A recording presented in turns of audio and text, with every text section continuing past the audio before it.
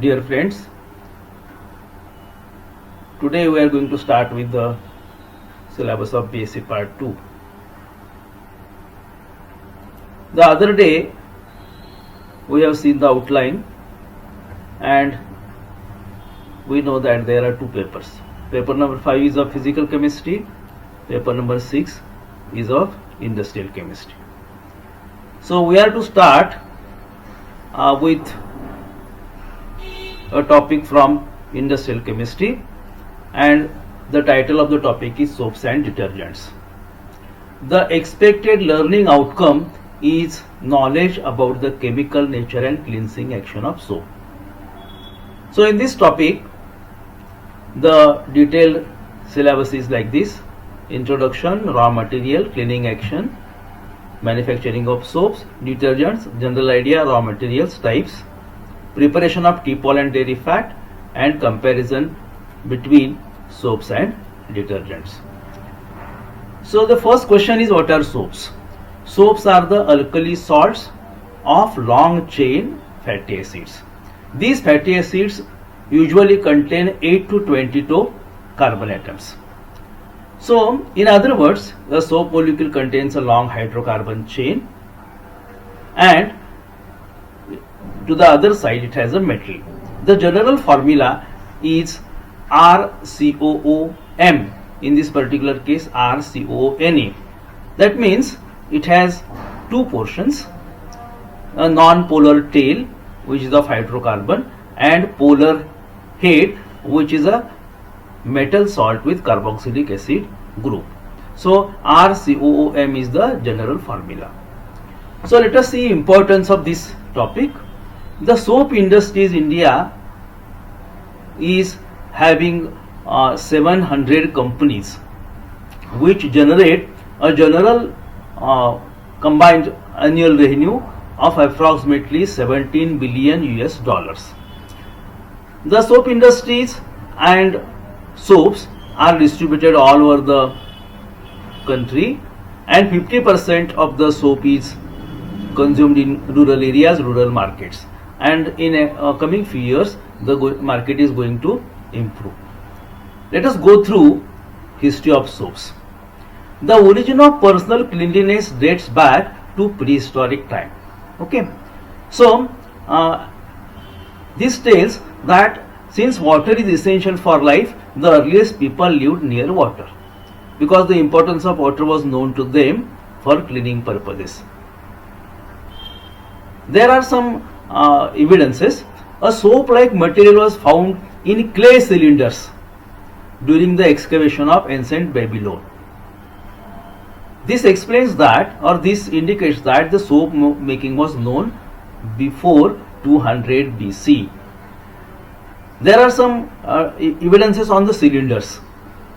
The inscriptions on the cylinders say that fats were boiled with ashes. Means they were knowing that fats and ashes gave something which was used like soap, but the materials were later used for hair styling purposes, and at about the same time Moses gave the Israelites detailed laws governing personal cleanliness. He also related cleanliness to health and religious purification. Biblical accounts suggest that the Israelites knew that mixing of ashes and oil produced a kind of hair gel. Actually it was the soap. The early Greeks bathed for aesthetic reasons and apparently did not use soap. So soap was not there. Instead, they cleaned their bodies with blocks of clay, sand, pumice and ashes.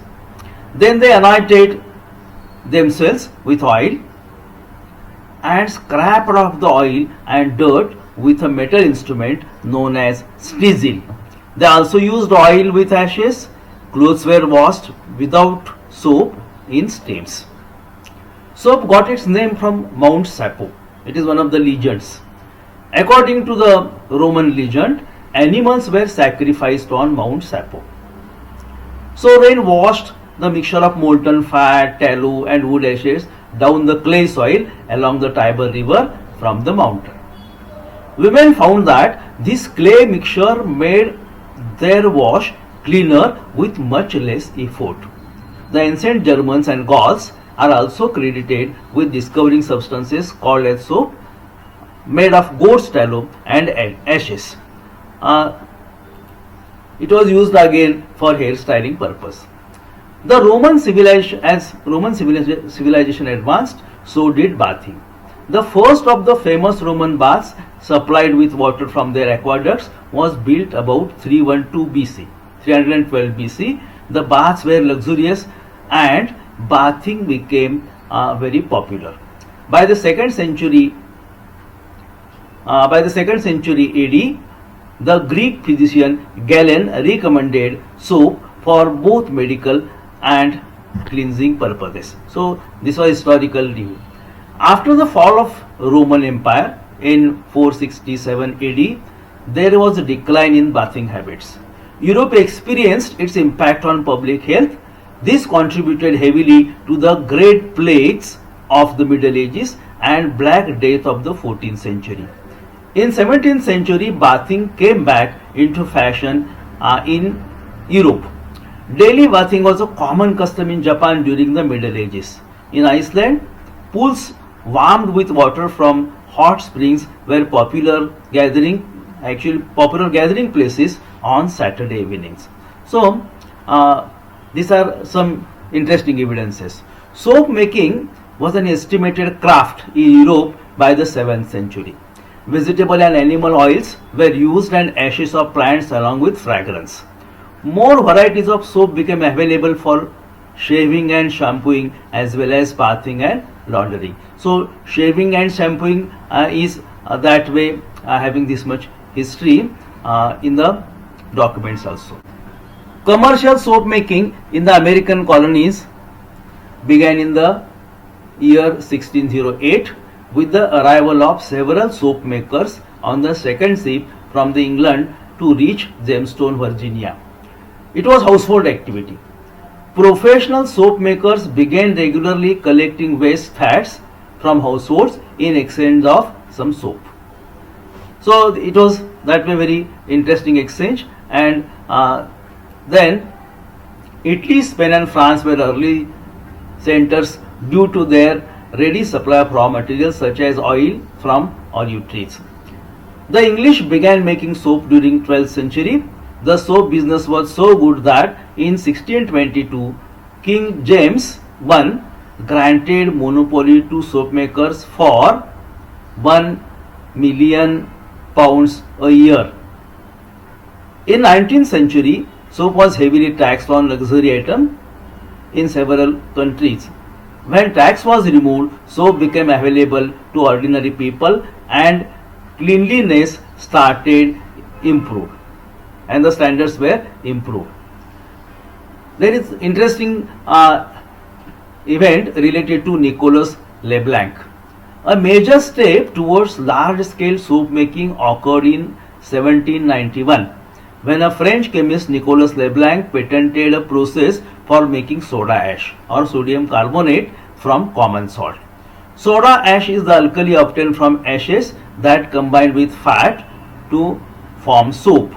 The Leblanc process yielded quantities of good quality inexpensive soda ash. So this method makes the soap manufacturing commercially economical. Michael Eugene Chevreul is again very important. His role is important in this process also. The science of modern soap making was born some 20 years later with the discovery by another French chemist, Michael Eugene Chevreul. He discovered the chemical nature and relationship of fats, glycerin, fatty acid. He established the basis for both fat and soap industry. Ernest Solvay in mid 1800, the Belgian chemist, invented ammonia soda process, which also used common table salt or sodium chloride to make soda ash. So manufacturing methods of soda ash made the process of soap making viable. Solvay's process further reduced the cost of obtaining this alkali and increased both the quality and quantity of soda ash available for manufacturing soaps. During World War I, there was shortage of fats for making soap. In this period, first synthetic detergent was developed in Germany. Household detergent production in the United States began in early 1930s. In 1946, first detergent containing a surfactant builder combination, surfactant builder combination introduced in United States. The surfactant is a basic cleansing ingredient, while the builder helps the surfactant to work more effectively. These are the milestone years in the soap industry. In 1950, automatic dishwasher powders were investigated. In 1960, pre-wash soil and stain removers were manufactured. In 1970, liquid hand soaps were manufactured. In 1980, detergents for coolers. In 1990, ultra super concentrated powders and liquids were manufactured. Soap nuts were the primary cleansing agent for bathing in ancient India. Soap nuts are also known as soap berries, Rita in Hindi and Marathi also. Its scientific name is Sapindus. Sap means soap, plus Indus refers to India. It translates to soap from India. There are a few varieties of Sapindus trees, and all varieties are great natural cleansers. This nut was used not just in ancient India but in ancient China as well. Its usage spread to Middle Asia and Europe from India, hence the Latin name Sapindus. So soaps are made from fats and fatty acids. Fatty acids are either saturated or unsaturated. These are examples of some saturated fatty acids. These are unsaturated fatty acids. The chemical reaction of manufacturing of soaps is the alkaline material hydrolyzes the fatty acid. Similarly, there is one process in which the fat is converted into soap, and the process is called as saponification. From fatty acids, soap is obtained by mere neutralization with alkali, and from oils or fats, the soap molecule is obtained by hydrolyzing with alkali. The process is called as saponification. This is the reaction of conversion of fatty acid into soap. RCOH is the fatty acid. It is neutralized with alkali, that is sodium hydroxide or potassium hydroxide, is converted into RCOM, and we get soap molecule. If it is a triglyceride, that is oil or fat, then this triglyceride undergoes reaction with alkali, and we get glycerol plus soap molecules. So during next lecture we are going to see the details. The purpose of this first introductory lecture is to give you scope of the topic, scope of soap industry, and to get general idea about soap manufacturing. So in a nutshell, what we can consider is that soaps are the alkali salts of higher fatty acids. Secondly, soaps are manufactured from oils or fats or fatty acids.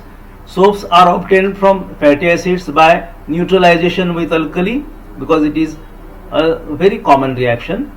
The linear molecule of fatty acid is neutralized with alkali to get RCOOM, and if it is oil or fat, the triglyceride reacts with alkali to get soap molecule, and the process is called as saponification.